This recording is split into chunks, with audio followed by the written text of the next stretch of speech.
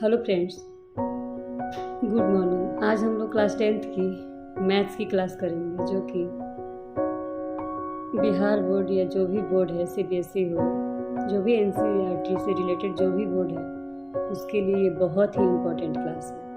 तो चलिए आज हम लोग एग्जामिनेशन पॉइंट ऑफ व्यू से इसको हम लोग पढ़ते हैं। चलिए मैं स्टार्ट करती हूँ। हमारा चैप्टर है चैप्टर 1, रियल नंबर, वास्तविक संख्या। तो सबसे पहले हम लोग बात करेंगे ये जो वास्तविक संख्या है, ये क्या है। वास्तविक संख्या एक्चुअली क्या होता है, परिमेय और अपरिमेय दोनों संख्या को मिक्स कर देंगे, मिला देंगे, तो वो बनता है वास्तविक संख्या। एक्चुअली में पूरे यदि वर्ल्ड की बात की जाए तो पूरे वर्ल्ड में दो तरह के नंबर्स होते हैं, एक वास्तविक संख्या और एक काल्पनिक संख्या। तो दुनिया की जितनी सारी नंबर्स है, जितनी सारी संख्याएं हैं, वो सारी की सारी संख्याएं जो है क्या है, वास्तविक संख्या है। काल्पनिक संख्या अभी तक तो नहीं पता चल पाया है, जैसे √2-3 एग्जाम्पल ले सकते हैं, मतलब इस टाइप की कुछ ऐसी संख्या जिसका यूज हम लोग नहीं करते हैं। ओके, तो चलिए मैं स्टार्ट करती हूँ कि सबसे पहले जो हमारा चैप्टर है रियल नंबर, वास्तविक संख्या है, इसमें हम लोगों को क्या क्या पढ़ना है। तो हमारा इसके अंदर हमें पढ़ना है परिमेय या अपरिमेय को पहचानना, HCF LCM निकालना, यूक्लिड विभाजन प्रमेय का या एल्गोरिथम, अभाज्य गुणनखंड के रूप में लिखना, सह अभाज्य को संख्या को पहचानना, शांत अशांत आवर्ती को पहचानना, सिद्ध करने वाला कुछ क्वेश्चन करेंगे हम लोग। इसके बाद हम लोग करेंगे 7.34 पर एक रिंग। इसको हम लोग P/Q के रूप में कैसे बदला जाता है, यानी बटे के रूप में कैसे बदला जाता है, इसको हम लोग देखेंगे। तो एक एक करके हम लोग एक एक टॉपिक को देखते जाएंगे। तो सबसे पहला टॉपिक हमारा है परिमेय या अपरिमेय को पहचानना। चलिए इसको हम लोग देखते हैं। तो इसमें मैं कुछ क्वेश्चन ली हूँ जो कि प्रीवियस ईयर का ही है, आया हुआ क्वेश्चन है। तो आप लोग ध्यान दीजिएगा कि कैसे हमें करना है। तो सबसे पहला हमारा टॉपिक है परिमेय अपरिमेय की पहचान करना। तो पहला हमारा है पाई, दूसरा है 3.333, ऐसे करके आगे बढ़ते जाएंगे। थर्ड है 0.10, 110, 110, फिर 4 बार 10, ऐसे करके आगे बढ़ते जाएगा। फिर चौथा है 2√6 - 6, पांचवा है √2/2, और छठा है हमारा, छठा क्या है, छठा है 5 + √3। ये कैसी संख्या है, परिमेय है कि अपरिमेय? तो चलिए हम लोग बताते हैं, मैं बताती हूँ कि पाई जो है, सबसे पहले हम लोग पाई के बारे में चर्चा करेंगे कि पाई जो है ये कैसी संख्या है। तो पाई के बारे में यदि हम बात करें तो बहुत सारे बच्चे इसको याद कर लिए हैं कि पाई जो है वो एक अपरिमेय संख्या है, इर्रेशनल नंबर है, क्योंकि इसका जो मान होता है वो एक्चुअली में जितने भी गणितज्ञ, मैथमेटिशियन वगैरह बहुत सारे आए, बहुत ज़्यादा बहस हुआ, तो जो भी वैल्यू है, मतलब इस पे वो लोग रिसर्च ठीक से नहीं कर पाए, मर गए, फेल हो गए। लेकिन इसका कोई मतलब वैल्यू ठीक ठाक से नहीं पता चल पाया, निश्चित मान नहीं निकला है इसका, यानी कंप्लीट जो है मान इसका नहीं निकल पाया है। लेकिन यदि इसकी बात की जाए तो इसका एक मान जैसे होता है पाई का 22/7, तो 22/7 जो है वो क्या होता है, ये P/Q यानी कि बटे के रूप में लिख सकते हैं। तो ये हमारा परिमेय संख्या है।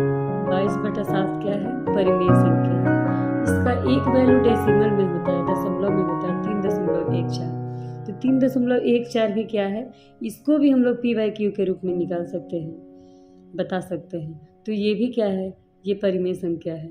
एक इसकी डिग्री में भी वैल्यू होती है, जिसका हम लोग ट्रिगोनोमेट्री में करते हैं, त्रिकोणमिति में इसका यूज करते हैं, वो होता है 180 डिग्री। तो पाई के अलावा पाई की वैल्यू जो होती है, पाई के अलावा पाई की जो भी वैल्यू होती है, जो भी मान होता है, वो सारे की सारी वैल्यू जो होती है वो परिमेय संख्या होती है, और पाई जो होता है ये अपरिमेय संख्या है। ये कैसी संख्या है? ये अपरिमेय संख्या है।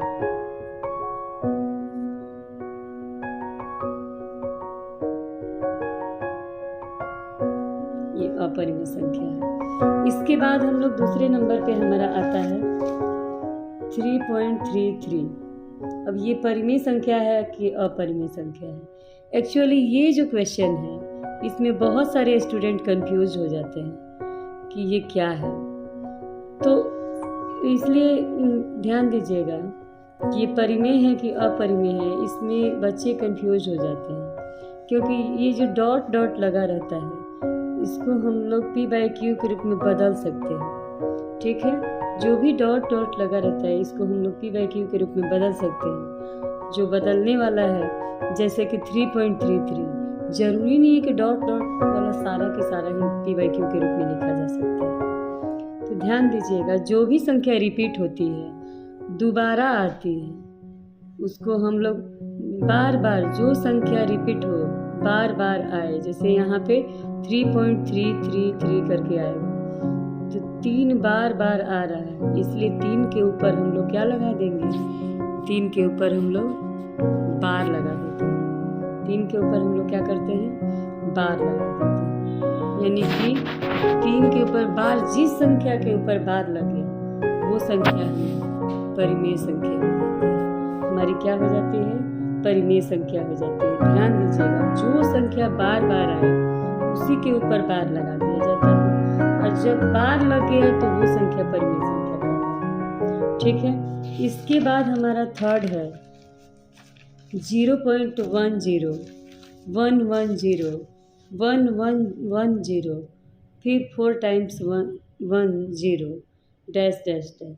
तो यहाँ पे सबसे पहले हम लोग चेक करेंगे कि कौन सी संख्या है जो बार बार आ रही है। एक चीज़ मैं ध्यान दे रही हूँ कि 10, फिर यहाँ पे 1 की संख्या बढ़ गई है 2 बार, फिर 3 बार, फिर 4 बार, इसके बाद आएगा 5 बार। यानी कि यहाँ पे मैं क्या देख रही हूँ, कोई नंबर जो है स्थायी नहीं है कि कितने के बाद कौन बढ़ेगा। ये लिमिटेशन नहीं है, बार बार चेंज हो रहा है। क्या हो रहा है?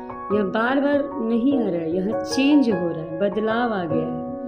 1 0, फिर 2 बार 1 0, फिर 1 1 1 0, फिर 1 1 1 1 0, ऐसे 5 टाइम्स 1 0 ऐसे करके आएगा। तो ऐसी संख्या जो होती है वो अपरिमेय संख्या होती है, क्योंकि इसमें हम लोग बार नहीं लगा सकते हैं, इसमें कोई निश्चित इसका नहीं है। इसके बाद हम लोग, हमारा चौथा क्वेश्चन है, चौथा है 2√6 - 6।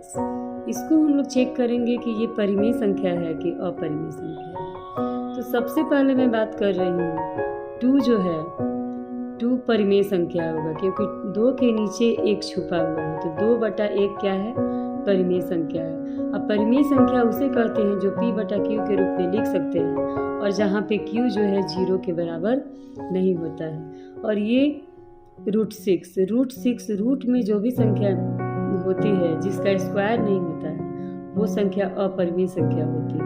और ये दोनों के बीच में 2 और √6 के बीच में गुना है, यानी कि 2 और √6, 2 × √6, ये हो गया परिमेय, ये हो गया अपरिमेय। तो कभी भी ध्यान दीजिएगा, और ये भी हो गया परिमेय संख्या, 6/1 इसको लिख सकते हैं, 1 छिपा रहता है। तो ध्यान दीजिए, ये दिमाग में बैठा लीजिए कि कोई भी परिमेय संख्या और अपरिमेय संख्या के बीच में चाहे जोड़ आ जाए, चाहे घटाव आ जाए, चाहे गुना आ जाए, चाहे भाग आ जाए, हमेशा ही वो क्या होगा? अपरिमेय संख्या होगा। हमेशा ही वो अपरिमेय संख्या होगा। चाहे जोड़ आ जाए, घटाव आ जाए, गुना आ जाए, भाग आ जाए, तो वो कैसी संख्या होगी? हमेशा ही वो कैसी संख्या होगी? हमेशा ही वो अपरिमेय संख्या होगी। तो यहाँ पे मैं बोली हूँ 2 जो है परिमेय संख्या है और √6 जो है अपरिमेय संख्या है। तो परिमेय और अपरिमेय के बीच में गुना का चिन्ह है, तो ये अपरिमेय संख्या हो गई। और फिर अपरिमेय संख्या और ये परिमेय संख्या है, इन दोनों के बीच में घटाव है, तो क्या होगा, ये अपरिमेय। फाइनली हमारा क्या रिजल्ट आया, अपरिमेय संख्या। ठीक है, इसके बाद हम लोग बात करेंगे, हमारा क्वेश्चन है 5 नंबर। तो √2/√2, तो इसको हम लोग काट कर देखते हैं कि ये कट रहा है कि नहीं। तो √2 ये 1 से कैंसिल हो गया, यहाँ भी 1, यानी 1/1 जो होगा क्या होगा, ये भी परिमेय संख्या होगा। क्या होगा, परिमेय संख्या होगा। ठीक है, फिर छठा हमारा क्वेश्चन है 5 + √3। अभी जस्ट मैं बात की थी क्वेश्चन नंबर 4 में कि कोई भी परिमेय और अपरिमेय के बीच में चाहे जोड़ आ जाए, घटाव आ जाए, गुना आ जाए, भाग आ जाए, इस यहाँ पे जोड़ के जगह घटाव भी दे सकता है, गुना भी दे सकता है और भाग भी दे सकता है। तो ये हो गया परिमेय संख्या और ये हो गया अपरिमेय संख्या। तो ये इसके बीच में जोड़, घटाव, गुना, भाग कुछ भी रहेगा तो ये क्या बनाएगा, ये अपरिमेय संख्या बनाएगा। ठीक है, तो चलिए आज हम लोग परिमेय और अपरिमेय की पहचान करना सीख गए। अब आप लोग इसमें कुछ क्वेश्चन को प्रैक्टिस करके देखिएगा कि किस क्वेश्चन में प्रॉब्लम है, और तब आप लोग बता दीजिएगा यूट्यूब पे कि मुझे इस क्वेश्चन में प्रॉब्लम है और मैं उसको सॉल्व करने की कोशिश कीजिएगा। Okay, thank you.